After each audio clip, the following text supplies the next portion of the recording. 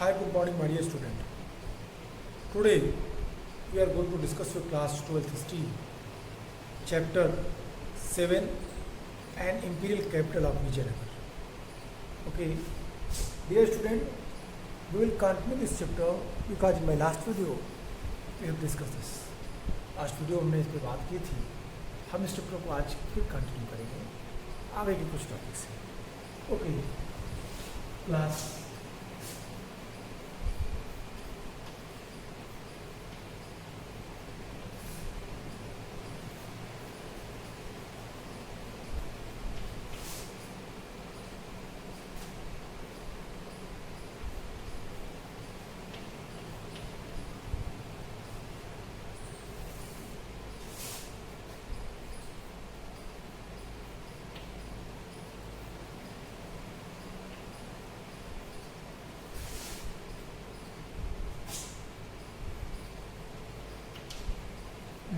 Capital या थोड़ा छोटा हो रहा है. मैं तो आसान लिखता हूँ.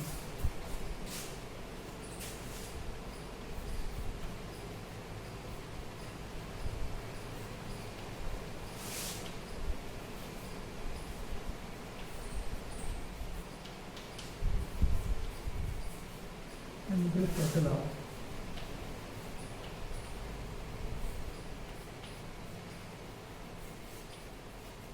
Vijayanagar. Okay, this is the chapter.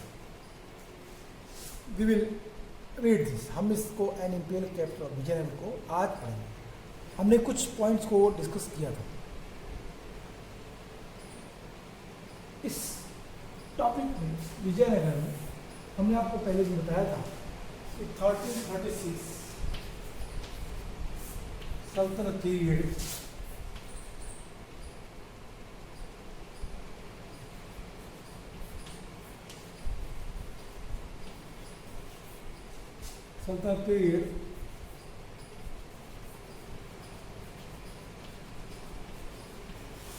Mohammad बिन तुगलक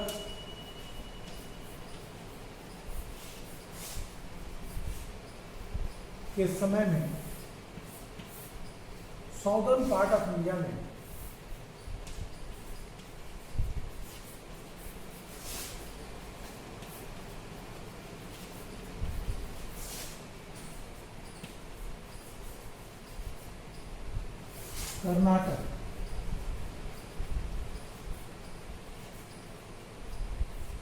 कर्नाटका में एक साम्राज्य की स्थापना हुई. कर्नाटक साम्राज्य जिसे कहा गया है.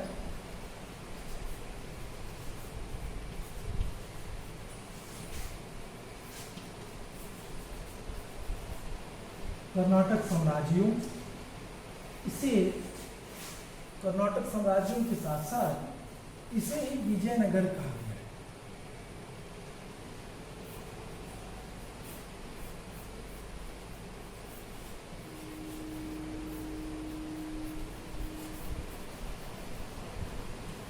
विजयनगर एम्पायर ही से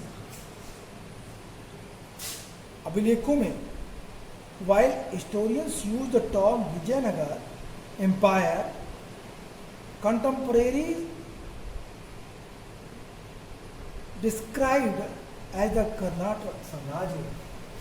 जो तत्कालीन में ये तो बेसिक इंफॉर्मेशन हुई जिसके बारे में हमने आपसे बताया था. इसके बारे में हमने इसका उल्लेख किया था. विजयनगर या कर्नाटक साम्राज्यों का इतिहास भारतीय इतिहास की मध्यकालीन एरा का एक स्वर्ण युग, एक महान युग माना जाता है. इसमें एक हिंदू राजवंश की स्थापना हुई थी और वो राजवंश, वो साम्राज्य न केवल शक्तिशाली था बल्कि उसने भारत में एक नई तरह की संस्कृति को प्रचारित किया. ये भारत के उसी क्षेत्र पे था जिन क्षेत्रों पे कभी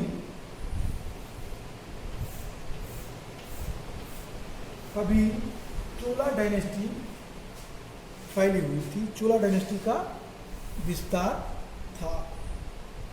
हमने आपको कहा था कि ये जो साम्राज्य था ये दो नदियों के बीच फैला था. कृष्णा एंड तुंगभद्रा।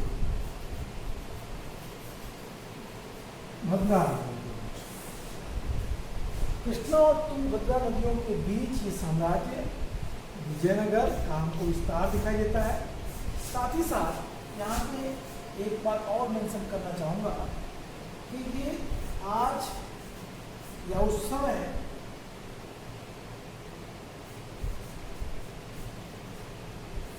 चूला रूल्स थी, चोलों की जो राज्य थी, उन्हीं क्षेत्रों पे 15वीं सेंचुरी में इस साम्राज्य की स्थापना, 14वीं सेंचुरी में इस साम्राज्य की स्थापना। तो दो तीन चीज़ें, कृष्णा और तुंगभद्रा नदियों के बीच इस साम्राज्य की स्थापना, ये उन्हीं क्षेत्रों पे था जिस पे कभी चोला रूलर्स थी 9वीं सदी के आसपास में।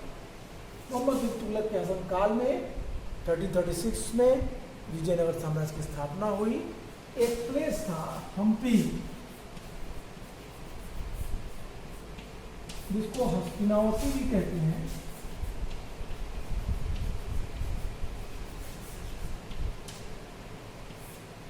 हम्पी इसकी राजधानी बनी। विजयनगर नाम से ही था कि विजयनगर को सिटी ऑफ विक्ट्री कहा गया, विजयनगर को सिटी ऑफ एजुकेशन कहा गया, और इस तरीके से विजयनगर तेजी से। आप अगर इंट्रोडक्शन पार्ट को पढ़ें विजयनगर को, तो क्लियर मेंशन है वहाँ पे, कहता है कि they remembered it as Hampi, a name derived from that of the local mother goddess Pampa Devi. Hampi जो नाम है ये किसके नाम पे है? लोकल गॉडेस,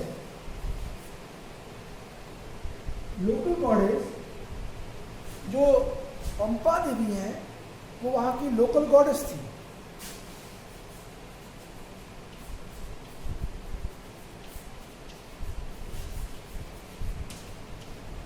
इन्हीं के नाम, इसे क्या कहा गया? हम्पी। और कृष्णदेव राय ने जब उस परिणय कथा नामक एक किताब लिखा, बुक लिखा, तो उस परिणय कथा जो संस्कृत में थी, कृष्णदेव राय की बुक अमुक मालेर जो तेलुगु में थी, और जाम्बवती कल्याणम को उसने संस्कृत में लिखा। तो ये जो पंपा देवी और विरूपाक्ष की शादी का उल्लेख है वो काफ़ी अच्छा। ये विरूपाक्ष नगर देवी थी विजयनगर की, इनके नाम पे इसे हम्पी या हसीनावती कहा गया। तो मुझे लगता है कि आप हम्पी या हसीनावती को अब आप समझ गए होंगे उसके नाम पे। जो लोकल मदर गॉडेस हैं उन्हीं के नाम पे इस नगर का नाम रखा गया हम्पी। बाद में इसके नाम बदले विजयनगर। विजयनगर की 4 राजधानियाँ, कैपिटल्स के बारे में भी आपको बुक में कहेगा, हम्पी, हसीनावती, विजयनगर, पेनुकोंडा, अनेगोंदी। तो ये विजयनगर, पेनुकोंडा, अनेगोंदी, ये नाम आपको अलग अलग मिल रहे हैं विजयनगर की राजधानी। और विजयनगर पे राज्य करने वाले राजवंशों को यदि आप देखें तो मैंने आपको बताया था, संगम पहला राजवंश था, दूसरा सालू, तीसरा तुलु, चौथा अरिवादू। 4 राजवंश स्थापित हुए थे विजयनगर पे। अंतिम राजवंश अरिवाडू राजवंश काफी लंबे समय तक शासन किया और फिर अपनी जगह अटक गया। आप जब मॉडर्न हिस्ट्री पढ़ेंगे तो जब आंग्ल मैसूर युद्ध पढ़ेंगे, आंग्ल मैसूर वार में 4th आंग्ल मैसूर वार जब लड़ा गया 1799 में, तो मैसूर के शासक टीपू सुल्तान को हटा करके राज्य किसको दे दिया गया? अरिवाडू वंश के राजकुमार को दे दिया और उनके ऊपर सब्सिडी अलायंस थोप दी गई। तो यहाँ 2 चीज़ों को मैंने जोड़ा। पहला, रिवोल्ट 1857 में सब्सिडी अलायंस, और दूसरा विजयनगर को मॉडर्न हिस्ट्री से। ये मिडवल पार्ट है हमारी हिस्ट्री का, मॉडर्न। लेकिन यहाँ पे एक चीज़ बहुत ही क्लियर बताना चाहता हूँ मैं आपसे, one more thing which is very important which I want to share with you, that history can not be divided into different portion, different part. जैसे इतिहास को हम कई पार्ट में बांट नहीं सकते, लेकिन जेम्स मिल ने भारतीय इतिहास को धर्म के आधार पर बांट दिया। प्राचीन इतिहास हिंदुओं का इतिहास, मध्यकालीन इतिहास मुस्लिमों का इतिहास और आधुनिक इतिहास अंग्रेजों का इतिहास। डिवाइड एंड रूल पॉलिसी की उसने स्कीम को खेला और काफ़ी हद तक वो इसमें सफल रहा। बहुत दिनों तक उसी परंपरा चली। बाद में राष्ट्रवादी इतिहासकारों ने इसका खंडन किया, लेकिन फिर भी आज भी हम इतिहास को अपने अध्ययन के आधार पे, अध्ययन की सुविधा के आधार पे, अपने स्टडी के आधार पर 3 पार्ट में बांट के पढ़ते हैं: ancient history, medieval history, modern history. इनके आधार पे हम इतिहास को पढ़ने का प्रयास करते हैं। अब विजयनगर का जो इतिहास हम पढ़ेंगे, यहाँ पे चीज और मैं मेंशन कर दूँ, कहाँ से कहाँ तक पढ़ेंगे हम? 14th century to 16th century AD, 14 से 16 सदी के बीच के इतिहास को हम इस चैप्टर में पढ़ेंगे। क्योंकि जब हम संगम, सालू, तुलु और अनवाणी को बांटेंगे, काल पेड़ को बांटेंगे, तो 1565 इंस्ट्रक्शन में तक पहुँच जाएगा। जैसे हम बांटते हैं, आइए उसको देखते हैं। तीनों राजवंशों के कार्यकाल को देखते हैं और फिर आप आसानी से समझ जाएंगे कि ये किस तरीके से 16th century, 14th to 16th century के बीच के इतिहास को हम पढ़ेंगे। हमने आपसे कहा संगम का। संगम कौन थे?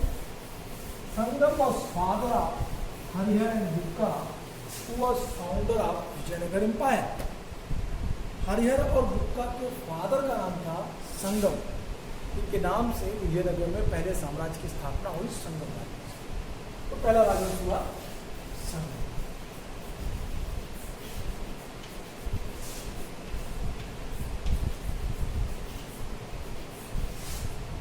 कब से कब तक? 1346 टू कहाँ तक लाएंगे इसको? आप इसको थोड़ा और आगे तक लाइए, मतलब इट मीन्स टाइम पीरियड ले आइए। तो आप जब टाइम पीरियड देखेंगे जैसे ही, तो आपको क्लियर हो जाएगा। संगम डायनेस्टी, इट मीन्स पहला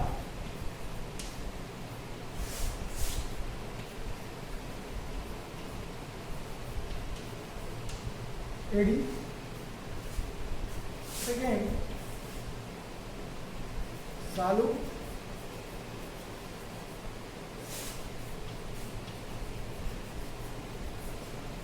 dynasty 1485 to 1505, AD, Tulu,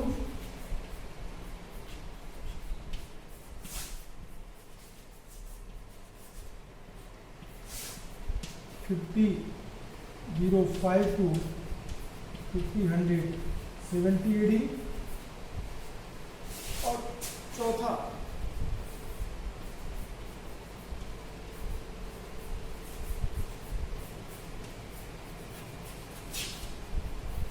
अरिवाल dynasty 1570 to 1646 AD. Okay,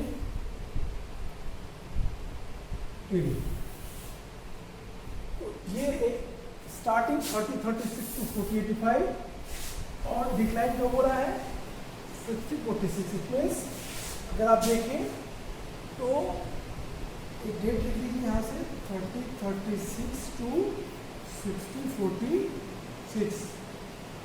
कितने साल हो गए? अगर इनको जोड़िए तो मैं ऊपर लिखता हूँ 3036 टू 6046। कुल समय विजयनगर का कितना हुआ? 310 ईयर।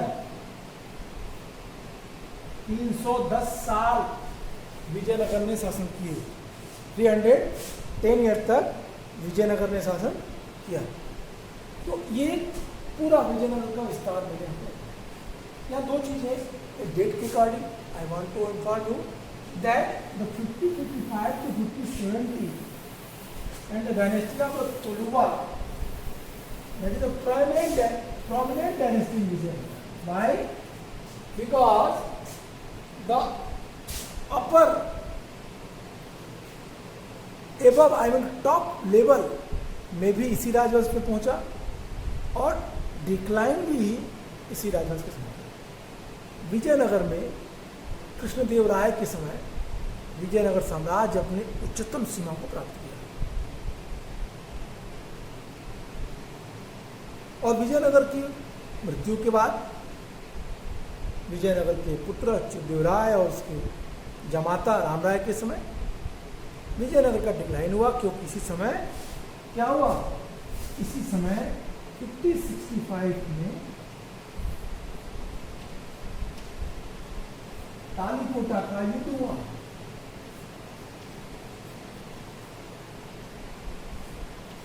तालीकोटा का युद्ध हुआ और इस तालीकोटा के युद्ध में कृष्णदेवराय को विजयनगर के तुलुक डायनेस्टी को रामराय और अच्युतदेवराय को पराजय का सामना करना पड़ा। विजयनगर के कंटेम्परेरी ही साउथ में बहमनी साम्राज्य की स्थापना हुई थी। बहमनियों का जो साम्राज्य था वो मुस्लिम साम्राज्य था, शिया मुस्लिम थे ये लोग। विजयनगर से जब इनका तालीकोटा का युद्ध हुआ तो इन्होंने तालीकोटा में जिहाद का नारा दिया। इन्होंने जिहाद का इसमें धर्म युद्ध की तरह लिया। इन्होंने कहा कि हम हिंदुओं के खिलाफ लड़ रहे हैं, हमें एकजुट हो जाना चाहिए। बहमनी साम्राज्य 5 तराफों में बटी थी, 5 राज्यों में बटी थी। बहमनी साम्राज्य अलाउद्दीन हसन बहमन शाह ने इसकी स्थापना 1346 के आसपास की, 1343-46 के आसपास की। और ये साम्राज्य है बीजापुर, गोलकुंडा, बीदर, बरार, अहमदनगर, खान, ये जो बचा था बहमनी साम्राज्य। जो कितने राज्य थे बहमनियों में, यहाँ मैं लिख दे रहा हूँ बहमनी, या आप कहें तो मैं डेट मिटा दूँ। चलिए बहमनियों के बारे में थोड़ा सा बता देता हूँ मैं। अब ये संगम डायनेस्टी हो गई, नहीं कि कंटेम्परेरी साउथ में बहमनी साम्राज्य की स्थापना। बहमनी से लास्ट में विजयनगर का युद्ध हुआ और विजयनगर उसमें पराजित हुआ। तालीकोटा के युद्ध में विजयनगर को पराजित होना पड़ा और अनिवार्य राजवंश के शासक यहाँ को विजयनगर को उपलब्ध करके तालीकोटा के युद्ध के 70 सालों के अंदर विजयनगर जैसा विशाल साम्राज्य क्या हुआ, पूरी तरीके से समाप्त हो गया। तो विजयनगर को बताने के साथ साथ बहमनियों को बताना भी आवश्यक है। बहमनी ये भी साउथ में ही थे। बहमनी साम्राज्य ये कावेरी तुंगभद्रा और ये ऊपर का साम्राज्य जो था ये बहमनियों का था।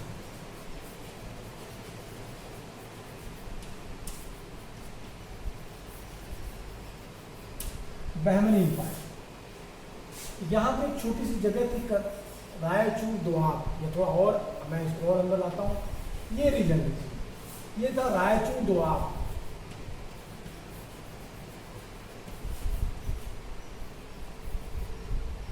रायचूर दोआब जो था वो काफी फर्टाइल था, कर्नाटक में तुंगभद्रा नदी के बीच का एरिया था।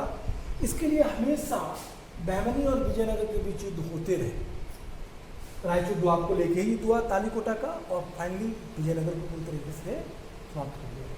तो ये बहमनी साम्राज्य है, बहमनी एम्पायर। बहमनी की स्थापना की अलाउद्दीन हसन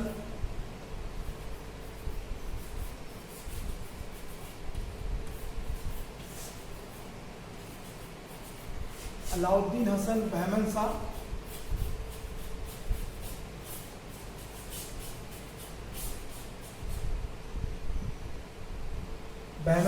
अलाउद्दीन हसन बहमन शाह। इसे बहमन शाह क्यों कहते हैं? क्योंकि ये अलाउद्दीन जो था ये ब्राह्मण का गुलाम था। तो ब्राह्मण का गुलाम होने के चलते इसने अपने अपने मालिक के नाम पे अपने टाइटल लगाई बहमन से। अलाउद्दीन हसन बहमन शाह इसकी स्थापना की। ये साम्राज्य बाद में 5 तराफों में टूटी है। इसमें बीजापुर,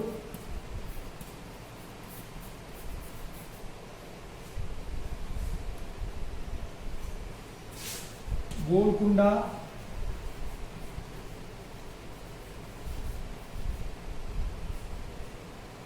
अहमदनगर,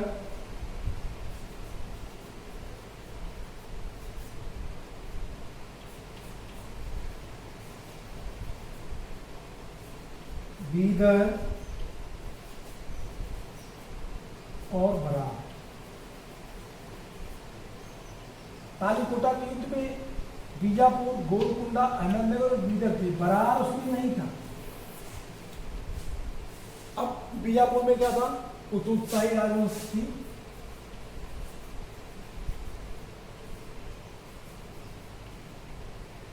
गोलकुंडा, अहमदनगर, अहमद शाही,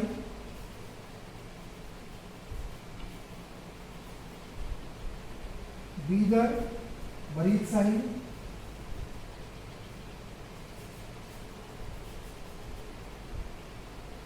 और गोलकुंडा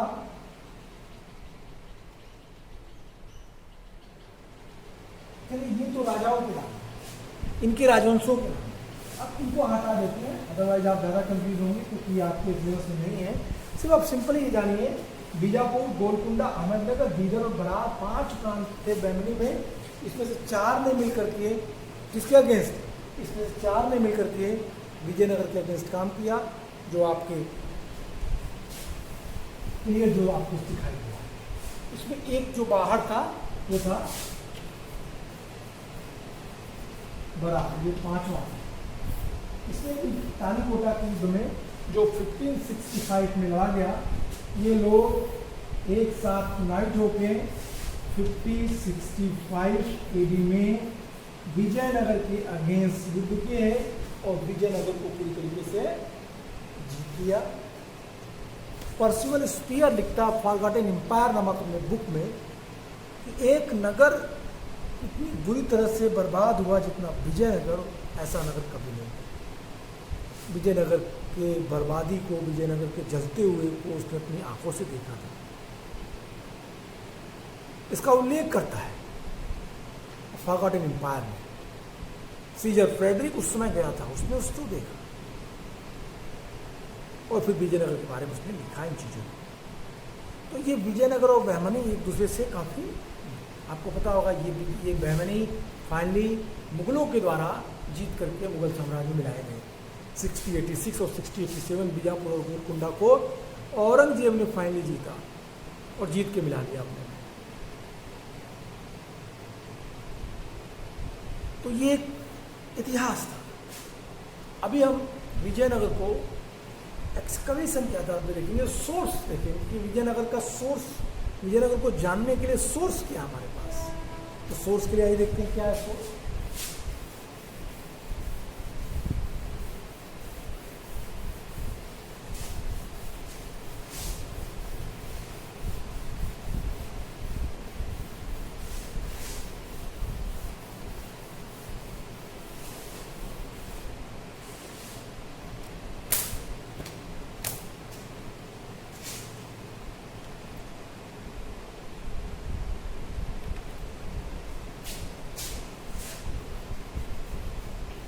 सोर्स क्या है जानने के लिए, विजयनगर की हिस्ट्री को जानने के लिए सोर्स। सोर्स में पहला होगा हमें इंस्क्रिप्शंस,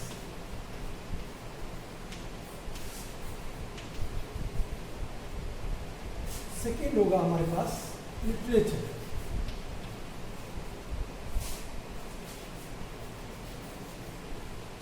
थर्ड होगा हमारे पास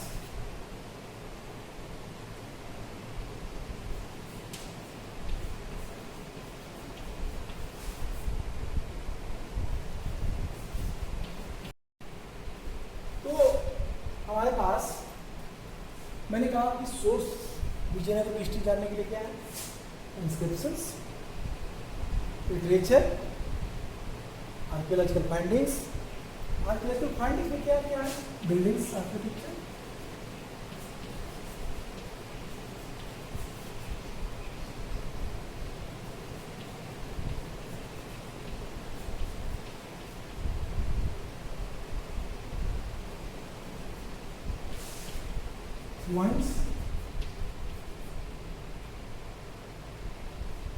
points,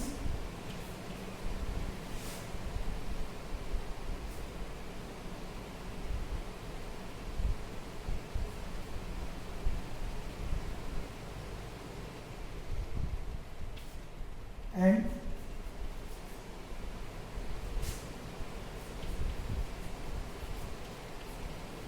temple, rock edict,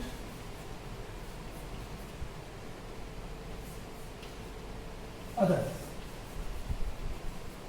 कुछ टूल्स मिले, कुछ सामानें मिली, कुछ पॉइंट्स मिले, इन चीज़ों को इसमें इंक्लूड कर सकते हैं।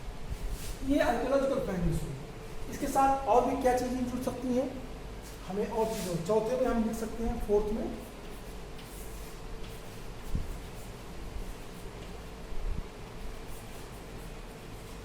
Foreigners account.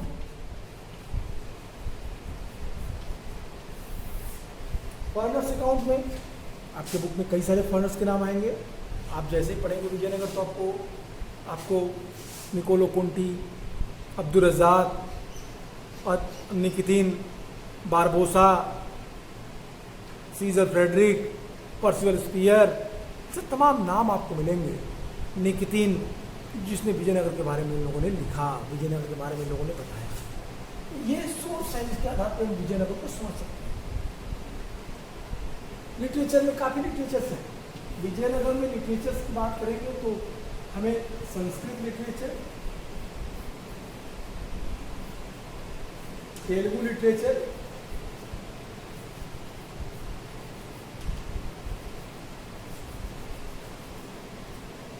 मिलेंगे, जिसके आधार पर हम कह सकते हैं कि ये विजयनगर साम्राज्य को बताते हैं। तो ये सोर्स है जिसके आधार पर हम विजयनगर को एक्सप्लेन कर सकते हैं। सोर्स का इतिहास में बड़ा महत्व है। सोर्स का इतिहास में महत्व क्यों है? सोर्स ही इतिहास के बैकबोन होते हैं। बिना सोर्स के किसी भी चीज़ का इतिहास हम नहीं बता सकते या नहीं लिख सकते। I mean to say that source is the very necessary elements of history. Without it, history cannot be complete. इतिहास पूरा नहीं हो सकता। इतिहास एक कहानी के रूप में बन जाएगा। इसलिए इतिहास को पढ़ने के लिए सोर्स का बड़ा महत्व है। ये तो वह सोर्स। अब हम देखेंगे टॉपिक को, the discovery of.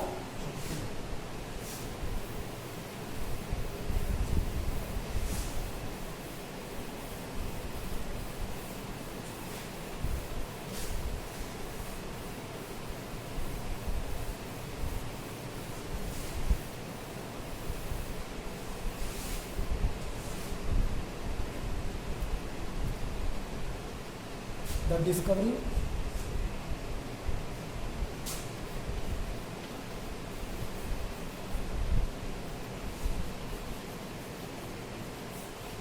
of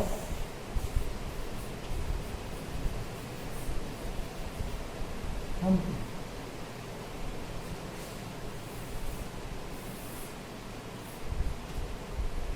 Discovery of Hampi. Discovery of Hampi को समझने के लिए हमें एक नाम जानना पड़ेगा, कॉलिन मैकेंजी।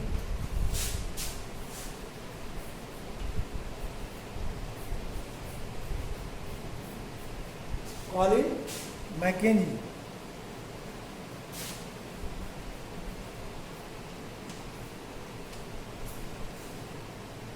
कॉलिन मैकेंजी कौन थे और डिस्कवरी ऑफ हम्पी का क्या कंट्रीब्यूशन है? सबसे पहले हमें कॉलिन मैकेंजी को जानना। Who was Colin Mackenzie? Colin Mackenzie, he was born in 1754. Born in 1754. Okay? Colin Mackenzie became famous as an engineer, surveyor, cartographer, and in 1815 he was appointed the first Surveyor General of India. Okay, he was appointed in 1800. कब आए वो? 1815. 1815 he was appointed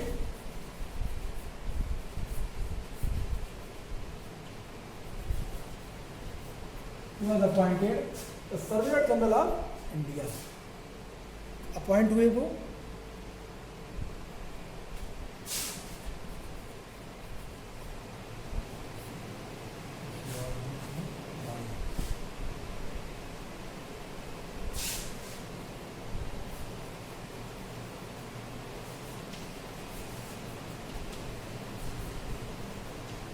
surveyor general of India. और फिर इन 1850 he was appointed the first Surveyor General of India, a post he held till his death in 1821. Okay, first Surveyor General.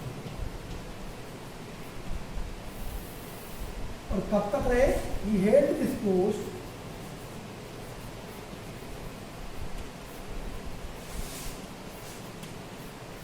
till his death 1821. इन्होंने क्या किया? ये engineer थे, ये cartographers थे, ये एजुकेशनिस्ट थे, सॉरी एजुकेशनिस्ट तो मैं नहीं कहूँगा, कर्नल कॉलिन आर्मी पर्सन्स थे। तो इन्होंने काफ़ी काम किया और इन्होंने हम्पी की खोज की।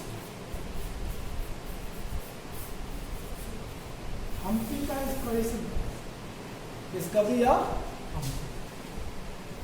और फिर हम्पी के एक्सप्लोरेशन से पूरी कहानी क्लियर हुई, धीरे धीरे इतिहास एक नए स्वरूप में आया। तो आज के लिए इतना ही। कर्नल कॉलिन मैकेंजी को कल फिर से स्टार्ट करेंगे और टॉपिक डिस्कवरी ऑफ हम्पी को कंटिन्यू करेंगे। आज के लिए इतना ही। Goodbye and take care.